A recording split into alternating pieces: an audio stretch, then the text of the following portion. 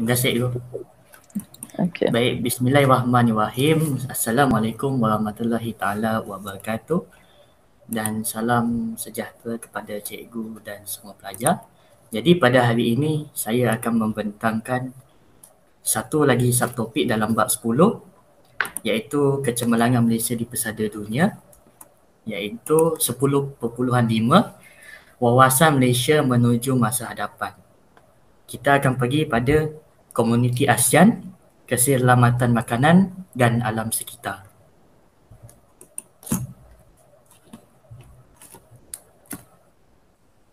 Kita akan pergi ke komuniti ASEAN, iaitu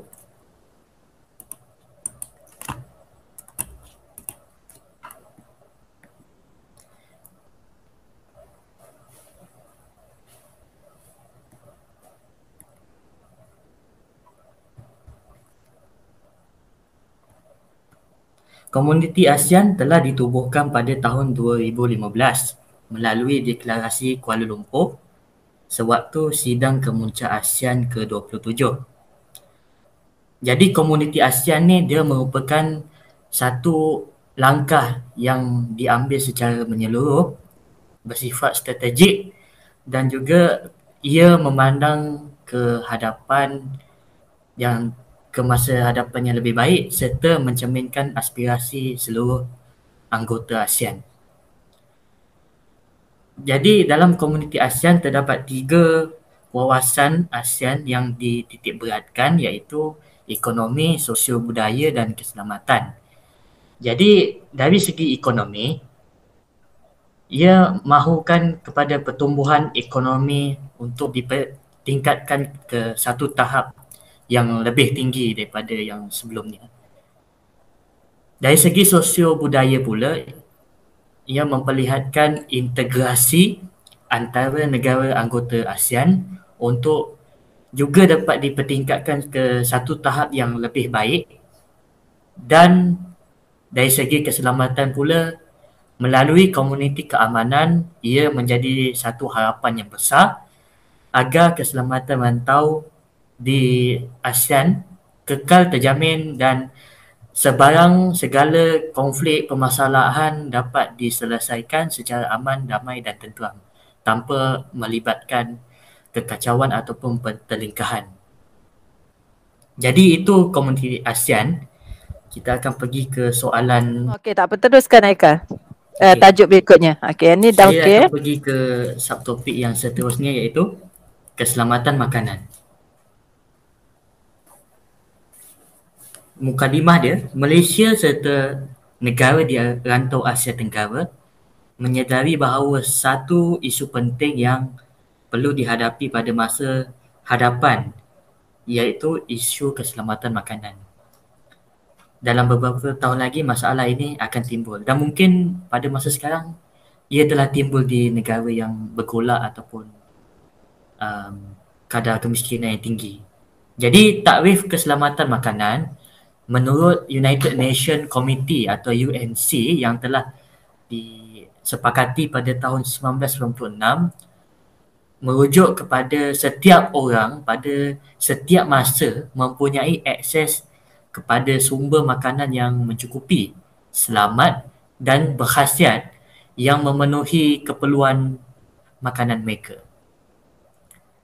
Jadi isu yang timbul mengenai keselamatan makanan ini adalah seperti kenaikan harga barang yang keterlaluan, yang boleh dikatakan terlalu tinggi, dan juga bekalan barangan yang sangat terhad disebabkan beberapa faktor seperti masalah pengeluaran, sama ada pada waktu itu terjadinya bencana alam ataupun berlaku pencemaran makanan, pencemaran terhadap barangan tersebut.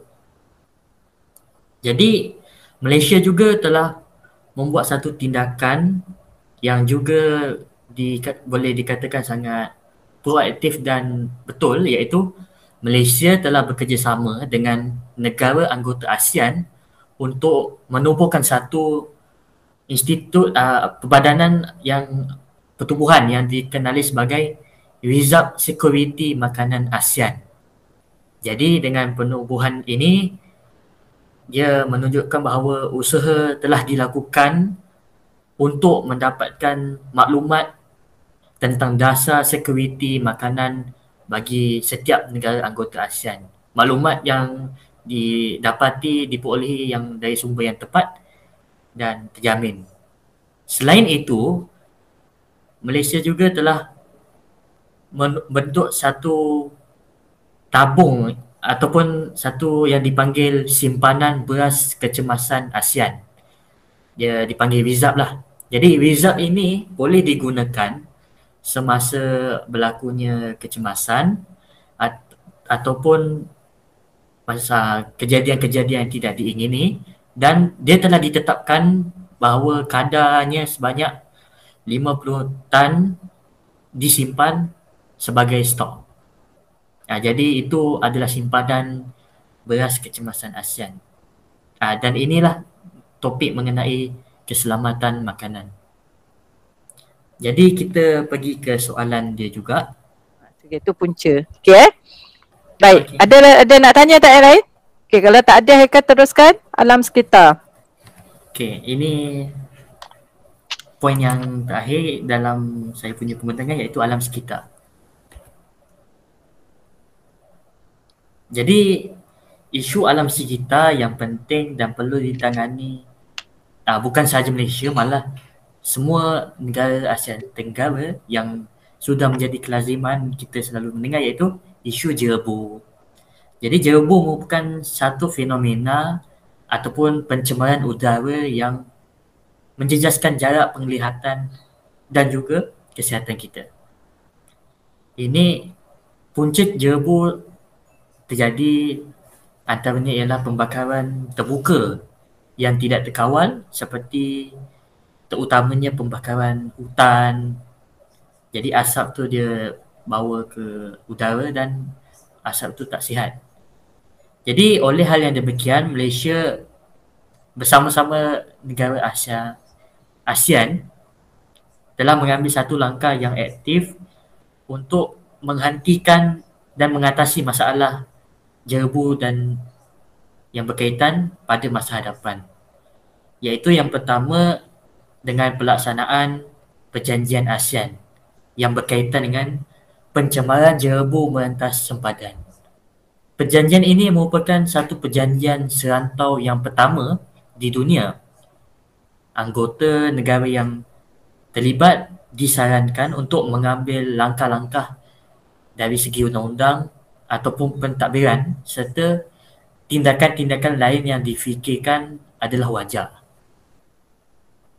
Kepentingannya tak lain tak bukan adalah untuk memastikan krisis jerebu tidak lagi berlaku di Asia Tenggara dan menekankan prinsip yang dikenali sebagai prinsip ASEAN tanpa jerebu 2020. Jadi kalau dilihat pada tahun lepas, isu jerebu tidak timbul di negara kita lah. Jadi maknanya usaha ini secara tidak langsung telah pun berhasil.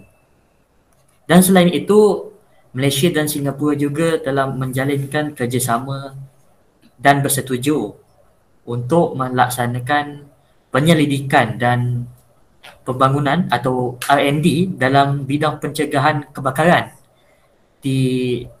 seperti di Tanah Gambut untuk mencari sebuah penyelesaian yang muktamad untuk menghentikan isu jerebu di rantau ini.